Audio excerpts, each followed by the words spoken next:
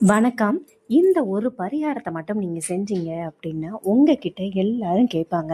"எங்கேருந்து உனக்கு இவ்ளோ பணம் வந்தது?" அப்படின்னு சொல்லிட்டு. ஆனா யாரு கேட்டாலும் தயவுசெய்து இந்த ரகசிய பரிகாரத்த மட்டும் நீங்க வெளிய சொல்லாதீங்க. ஏன்னா, நீங்க இத பண்ணிட்டுருக்கீங்க அப்படின்னு வெளிய சொன்னீங்க அப்படின்னா, பணம் வர்றது நிக்க ஆரம்பிச்சுருங்க.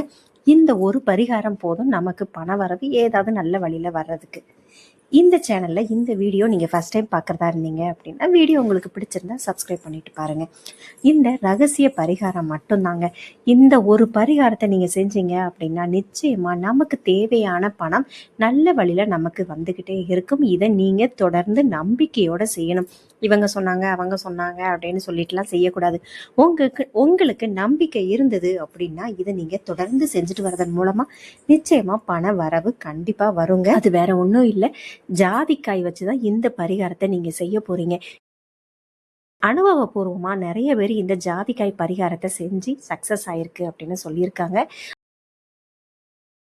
நிறைய பேர் இந்த மாதிரி பரிகாரத்தை செஞ்சு சக்சஸ் ஆயிருக்குங்க. அதனால நீங்களும் இந்த பரிகாரத்தை நீங்க செஞ்சீங்க அப்படின்னா நிச்சயமா உங்களுக்கும் பணவரவு நல்ல வழியில வர ஆரம்பிச்சிருங்க. இந்த ஜாதிக்காய் முக வசீகரத்துக்கும் பயன்படுத்துவாங்க. பொதுவாகவே வசீகரத்துக்காக நம்ம பயன்படுத்தக்கூடிய பொருட்கள் எல்லாமே மகாலட்சுமி கடாட்சம் இருக்கு அப்படின்னு சொல்லுவாங்க. மகாலட்சுமிக்கு உண்டான பொருள் எல்லாமே பணத்தை ஈர்க்கும் அப்படின்னும் சொல்லப்படுது.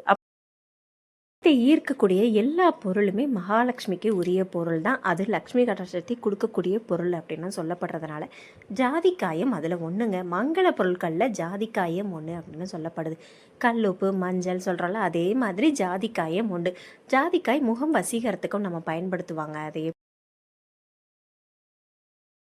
ஜாதிக்காயை நல்லா உரசி அதில் ஒரு 2 சொட்டு பால் ஊற்றி அதை திரும்பவும் உரசி முகத்தில் அந்த பரு இருக்கிற இடத்துலலாம் பூசணும் அப்படின்னா நிச்சயமாக அந்த பரு எல்லாம் போயிடும் அப்படின்னு சொல்லுவாங்க. ஆனால் ஒரு சில ஸ்கின்னுக்கு தான் அதை ஒத்துக்காது. அதனால் ஜாதிக்காய் வசீகரத்தை கூட்டக்கூடியது அப்படின்னு சொல்லுவாங்க.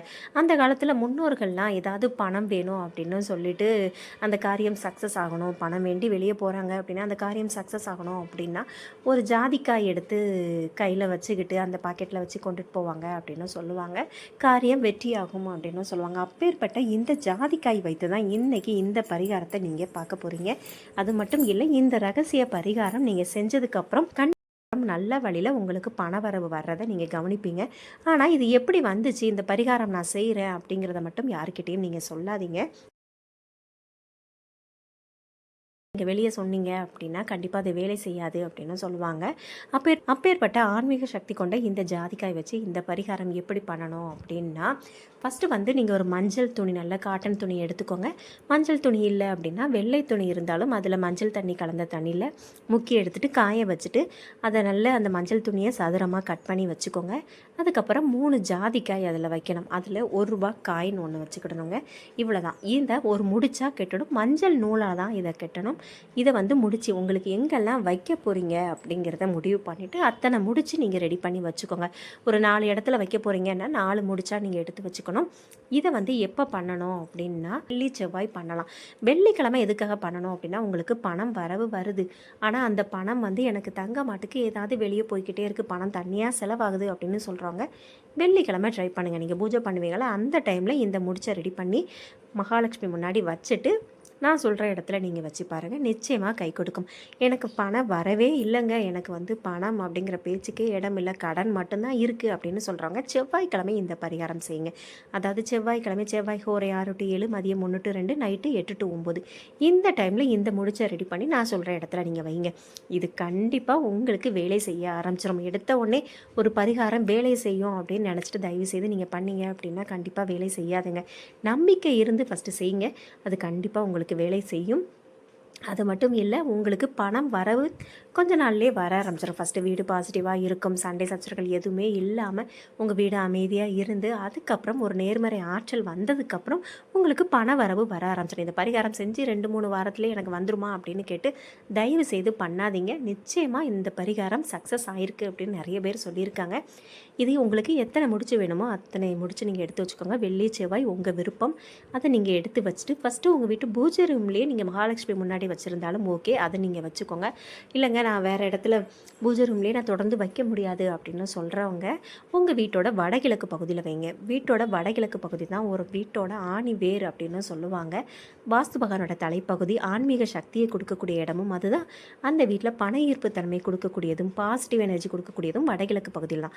வடகிழக்கு பகுதியில் ஒரு கண்ணாடி பவுலில் இந்த முடிச்சை கொண்டு நீங்கள் அதில் வச்சுக்கலாம். அல்லது மண் நகல் இருந்தாலும் அந்த வடகிழக்கு பகுதியில் நீங்கள் கொண்டு வச்சுக்கலாம்.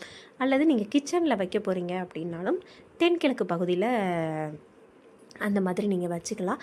அல்லது இந்த முடிச்சை வந்து உங்கள் வீட்டு பீரோலையும் நீங்கள் கண்டிப்பாக வைக்கலாங்க. ரொம்ப ஒரு சக்தி வாய்ந்த ஒரு பரிகாரம்னு கூட சொல்லலாம். நான் கூட இதை ட்ரை பண்ணியிருக்கேன். அதனால் நீங்கள் இதை ட்ரை பண்ணி பாருங்கள். அது மட்டும் இல்லை, இந்த பரிகாரம் செய்கிற இந்த முடிச்சை வந்து நீங்கள் வியாபாரம் செய்கிற இடத்துலையும் வைக்கலாம். நீங்கள் சின்ன வியாபாரம் பண்ணாலும் சரி, அல்லது பெரிய தொழில் பண்ணாலும் சரி, அந்த லாக்கர் இருக்கும்ல, அந்த லாக்கரில் கூட இந்த முடிச்சை நீங்கள் போட்டு வச்சுக்கோங்க. எப்போம்லாம் நீங்கள் வீட்டில் பூஜை பண்ணுறீங்களோ அப்போ வந்து ஊதுபத்தி இதுக்கும் கண்டிப்பாக காட்டணும். அப்போ தான் அது வேலை செய்ய ஆரம்பிக்கும். அதை மதிப்பு கொடுத்து நீங்கள் அதை பண்ணும்போது நிச்சயமாக அது வேலை செய்ய ஆரம்பிச்சிருங்க. இதை நீங்கள் ஒன்று பண்ணிக்கோங்க. இன்னொரு பரிகாரம் என்ன அப்படின்னா, இதே மஞ்சள் துணி எடுத்துகிட்டு அதில் 3 ஜாதிக்காய், கொஞ்சம் பச்சரிசி அதில் போட்டுட்டு ₹1 காயின், இதை வந்து உங்கள் வீட்டு ஹாலில் கண்ணாடி பவுலில் வச்சுக்கோங்க. இந்த பரிகாரமும் உங்கள் வீட்டுக்கு வர நெகட்டிவ் எனர்ஜியோட வர்ற மனிதர்களோட கண்ணு பட்டுருச்சு அப்படின்னாலும் அந்த வீட்டுக்கு பண வரவு தடையாகுங்க. அப்படி இருக்கும்போது இதை நீங்கள் வைக்கும்போது நிச்சயமாக கண்டிஸ்டியே இது எடுக்கும் அப்படின்னு சொல்லுவாங்க. இந்த ஜாதிக்காய் அப்பேற்பட்ட சக்தி கொண்டதுங்க. அது மட்டும் இல்லை, அந்த காலத்தில் முன்னோர்கள்லாம் அந்த கஜானா அப்படிங்கிறது வந்து அரண்மனை, கொஞ்சம் பணக்காரங்க அவங்கக்கிட்ட மட்டும்தான் அதை பயன்படுத்தி பூஜைலாம் பண்ணுவாங்க.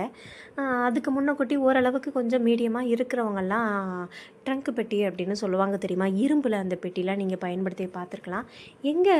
எங்கள் ஃபேமிலியிலுமே இந்த ட்ரங்க் பெட்டியில் ஜாதிக்காய் போட்டு வச்ச அனுபவம் இருக்குங்க. அப்போ எனக்கு விவரம் தெரியாது இது என்ன அப்படின்னு கேட்கும். ரொம்ப காஞ்சி போய் கிடக்கும். அப்போ இது என்ன அப்படின்னு கேட்கவும், இது ஜாதிக்காய், இது வந்து ஒரு ஆன்மீகம் அப்படிங்கிறத மட்டும்தான் சொன்னாங்க. ஆனால் ஃபுல் டீட்டெயிலாக எனக்கு தெரியல. இப்போ அனுபவமாக ஒரு சில விஷயத்தை நான் கவனிக்கும் போது தான் எனக்கு அது சக்தி கொண்டது அப்படிங்கிறது தெரியும். அதனால் ஜாதிக்காய் பரிகாரத்தை நீங்கள் தைரியமாக பண்ணலாங்க. இது பண ஈர்ப்பு தன்மை அதிகமாக இருக்கும்னு சொல்லுவாங்க. பொதுவாகவே இந்த கல்லுப்பு மேலே நீங்கள் வந்து ஏதாவது காசு வச்சாலோ அல்லது தங்க நகை வச்சாலோ அது பன்மடங்கு பெருகும்னு சொல்லுவாங்க தெரியுமா. அப்படி இருக்கும்போது இந்த ஜாதிக்காய் முடிச்சில் நீங்கள் காயின் வைக்கிறதுக்கு பதிலாக தங்கம் வைக்கலாம், அல்லது வெள்ளி உங்ககிட்ட இருந்தாலும் வைக்கலாங்க. கண்டிப்பாக தங்கத்தையும் வெள்ளியையும் அது ஈர்க்கும் அப்படின்னு சொல்லுவாங்க. ஜாதிக்காயில் எதை வச்சாலும் கண்டிப்பாக அது ஈர்க்குங்க.